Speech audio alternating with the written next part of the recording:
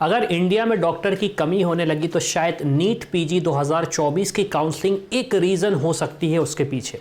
मैं डिस्कस करता हूँ एग्जैक्टली मैं ऐसा क्यों बोल रहा हूँ, क्योंकि अगर हम एमसीसी की वेबसाइट में आते हैं तो आप देखेंगे कि शेड्यूल आया हुआ था, मॉडिफाइड शेड्यूल आया हुआ था, लेकिन एक नया एक्सटेंशन, एक नया नोटिस आया हुआ है, जिस नोटिस में ये बोला जा रहा है, और ये नोटिस आज का ही है 20 जनवरी 2025 का, जहाँ पे सीधे सीधे बोला गया है कि अब आपकी काउंसलिंग डिले हो चुकी है क्योंकि कुछ स्टेट्स का राउंड 2 का रिजल्ट्स नहीं आया, जैसे राजस्थान हो गया है, या फिर some states and recent declaration of round 2 result of Rajasthan, many requests are being received by MCC for the extension of PG counseling।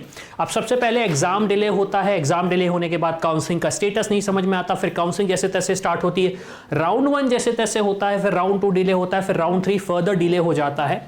अब अगर मैं इस पर डिस्कस करूं कि जो नया शेड्यूल आया है वो नया शेड्यूल क्या है, तो आप यहाँ पे आएंगे, अपडेट हो गया है शेड्यूल। अगर मैं बात करूं राउंड 3 का और राउंड 3 की, अब अगर हम बात करें राउंड 1 राउंड 3, तो आप देखेंगे 26 दिसंबर से लेके 25 जनवरी तक तो सिर्फ और सिर्फ आपका राउंड 3 का एमसीसी का ऑल इंडिया लेवल पे 25 दिसंबर तक चलेगा। एडमिशन प्रोसेस आपकी 4 फेब से लेके 5 फेब तक चलनी है लगभग, मतलब जहाँ पे आपको अलॉटमेंट हो जाएगा, सॉरी डेटा यहाँ पे शेयर किया जाएगा। आपका पूरा का पूरा शेड्यूल थोड़ा सा और गड़बड़ हो गया है। शेड्यूल गड़बड़ होने से दूसरी स्टेट्स जो है उनका फर्दर शेड्यूल गड़बड़ होगा, तो मतलब इस साल समझिए बहुत ज़्यादा डिले फर्दर होगी काउंसलिंग। अब क्वेश्चन ये आता है कि इस सिचुएशन में एग्जैक्टली एज अ स्टूडेंट या फिर एज अ पेरेंट मैं क्या करूँ, जब मुझे ड्रॉप नहीं लेना है, मेरे पास ज़्यादा ऑप्शंस नहीं बचे क्योंकि मुझे अब अपने करियर की तरफ देखना है, तो मैं आपको सजेस्ट करूँगा अब आप थोड़ा सा बैकफुट में जाएं और समझें कि एग्जैक्टली आप क्या चाह रहे हैं। क्यों? क्योंकि आपके पास स्टेट्स के ऑप्शन भी कम हो रहे हैं, आपके पास ऑल इंडिया लेवल पे भी कम ऑप्शन हो रहे हैं। स्पेशली ऐसी ब्रांचेस अब बहुत ज़्यादा बची हैं जिसके लिए स्टूडेंट्स इंटरेस्टेड नहीं हैं।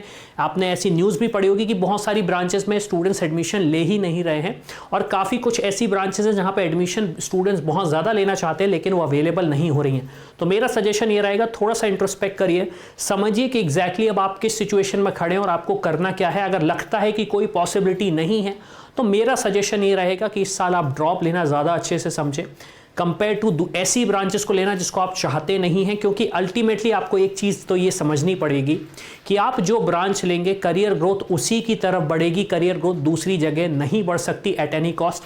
आप डॉक्टर हैं, आपसे ज़्यादा अच्छे से कोई नहीं जानता। तो इसी के साथ मैं हूं अविनाश, मेरा काम है रास्ता दिखाना, उस पर चल के स्पेशलिस्ट बनना आपका। I hope you like this video. For more such videos, keep watching our channel and do not forget to like, share and subscribe.